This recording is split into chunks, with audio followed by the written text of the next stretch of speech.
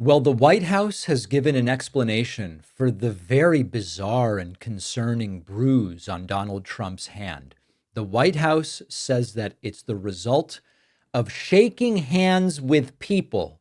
This might be the most ridiculous White House explanation since alternative facts kind of became part of the lexicon. The White House press secretary, Caroline Leavitt, wants us to believe that Trump's bizarre, huge bruise, which they used makeup to try to cover up, is from shaking hands with people. Now, a couple different things.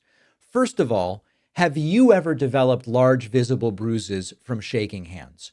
Unless there is some underlying condition or potentially some medication, none of which we've been told Trump is taking, it doesn't make any sense. Now, there are conditions and medications that can make you bruise easily. We've not been told that Trump is taking any of those medications, nor has any of those conditions. And in addition to that, think for a moment, bruising easily from medication or a condition which we've not been told Trump has, fine, maybe they're just lying. But the bruise from shaking hands would not cover the entire upper part of Trump's palm if that were the case. It doesn't make any sense.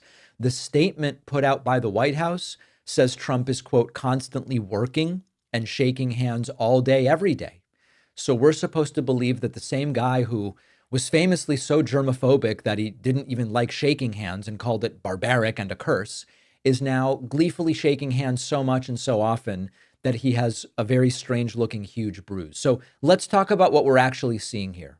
The bruise is deep. The bruise is prominent, even with what appears to be pretty obvious makeup applied to conceal the bruise. Think about that for a moment.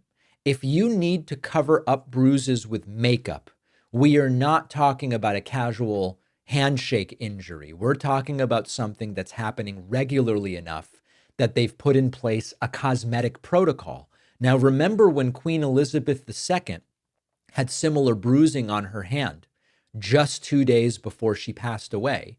Medical experts pointed to that and said IV sites or places used for regular blood draws can start to look like that.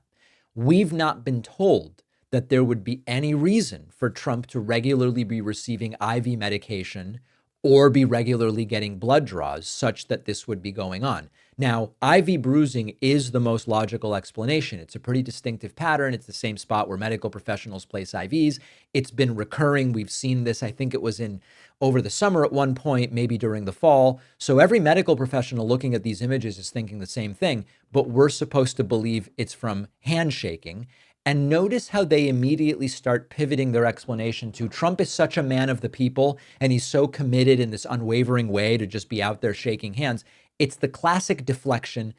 Being a man of the people has nothing to do with unexplained bruising. It's like asking why your car won't start and being told the mechanic is patriotic or something like that. So here's what's revealing. We know this is not the first time we've seen this. Saw it over the summer, saw it in the fall. Recurring bruises in the same spot for 6 months. It doesn't sound typical from handshaking to me. And of course, we go back to transparency, supposedly the most transparent this and that of any administration. Trump again said he would consider releasing his full medical report. He said it in a December Meet the Press interview. He didn't do it. And we are increasingly suspecting he's being treated for something, or for whatever reason, he is regularly getting blood draws from that spot on his hand.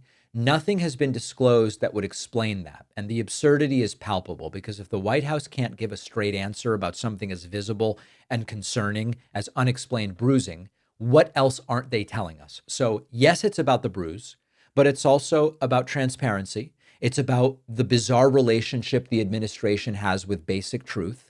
And, we have to just try to get the answers from people who claim to be transparent, but very obviously are not. So I'll leave it to you. What do you think is the explanation for the bruising?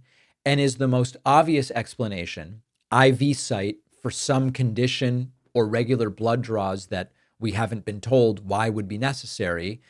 Is the next step we have to get to in figuring out what this is? Is it the IV? Or is it something else? Let me know what you think. Info@davidpakman.com.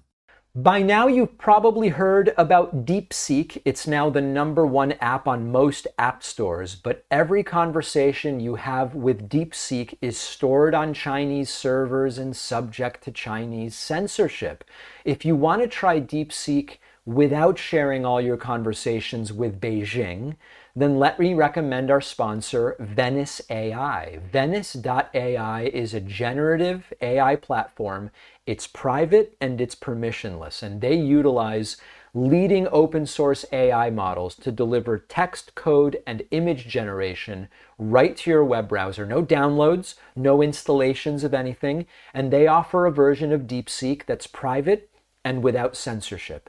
China's not the only problem. ChatGPT has the former director of the NSA sitting on their board right now.